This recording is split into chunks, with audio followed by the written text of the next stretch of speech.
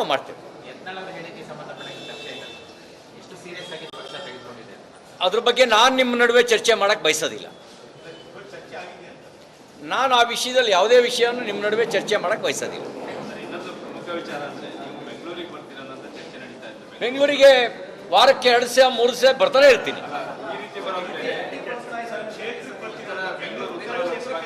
ನೋಡಿ, ನಾನು ಭಾಳ ಸ್ಪಷ್ಟವಾಗಿ ಹೇಳಿದ್ದೀನಿ, 1995 ನಂತರ ಪಕ್ಷದಲ್ಲಿ ನಾನು ಕೇಳಿ ಪಡೆದಿದ್ದು ಕಡಿಮೆ.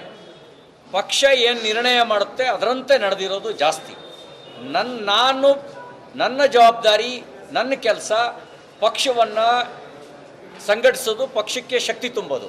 ನಾನೇನಾಗಬೇಕು ಅನ್ನೋದ್ರ ಬಗ್ಗೆ ಪಾರ್ಟಿ ತೀರ್ಮಾನ ಮಾಡುತ್ತೆ. ಎಲ್ಲಿ ಸ್ಪರ್ಧೆ ಮಾಡಬೇಕು, ಸ್ಪರ್ಧೆ ಮಾಡಬೇಕೋ ಬೇಡವೋ, ಸ್ಪರ್ಧೆ ಮಾಡಬೇಕು ಅಂದರೆ ಎಲ್ಲಿ ಸ್ಪರ್ಧೆ ಮಾಡಬೇಕು, ಯಾವುದಕ್ಕೆ ಸ್ಪರ್ಧೆ ಮಾಡಬೇಕು, ಇದೆಲ್ಲ ನಿರ್ಣಯ ಮಾಡುವಂಥದ್ದು ಪಾರ್ಟಿ. ಹಾಗಾಗಿ ನಾನು ಪಾಲಿಸ್ಕೊಬಂದಿರೋದು ಅದನ್ನೇ. ದೊಡ್ಡ ಆಕಾಂಕ್ಷೆ ಇದೆ, ಅದನ್ನು ಈಗಲೇ ಹೇಳಬಾರ್ದು. ರಾಜಕೀಯವಾಗಿ ಗಟ್ಟಿ ಹಾಕಬೇಕು ಅನ್ನೋ ಕಾರಣಕ್ಕಾಗಿ ಬೆಂಗಳೂರು ಉತ್ತರ ಲೋಕಸಭಾ ಕ್ಷೇತ್ರದಲ್ಲಿ ಸದಾನಗೌಡರೇ ಸ್ಪರ್ಧೆ ಮಾಡಬೇಕು ಅಂತ ಒತ್ತಡ ಏರಲಾಗ್ತಾ ಇದೆ ಅಂತ ಮಾತು. ಒಂದು, ಎಲ್ಲರ ಜೊತೆಗೂ ನನ್ನ ಸಂಬಂಧ ಚೆನ್ನಾಗಿದೆ. ಚೆನ್ನಾಗಿಲ್ಲದೆ ಇರೋರ ಜೊತೆನೂ ಸಂಬಂಧ ಚೆನ್ನಾಗಿ ಇಟ್ಕೊಳ್ಳೋವಂಥ ಪ್ರಾಮಾಣಿಕ ಪ್ರಯತ್ನ ನಾನು ಹಿಂದೆನೂ ಮಾಡಿದ್ದೀನಿ, ಈಗಲೂ ಮಾಡ್ತಾಯಿದ್ದೀನಿ, ಮುಂದೆನೂ ಮಾಡ್ತೀನಿ.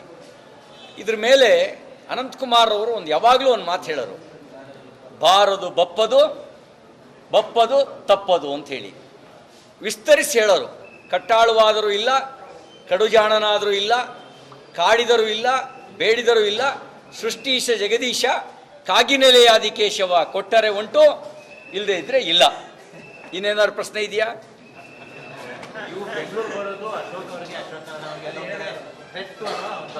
ಹಾಗೇನಿಲ್ಲ. ಅವರು ಅಶೋಕ್ ನನಗೆ ದೊಡ್ಡಣ್ಣ ಸ್ಥಾನದಲ್ಲಿದ್ದಾರೆ.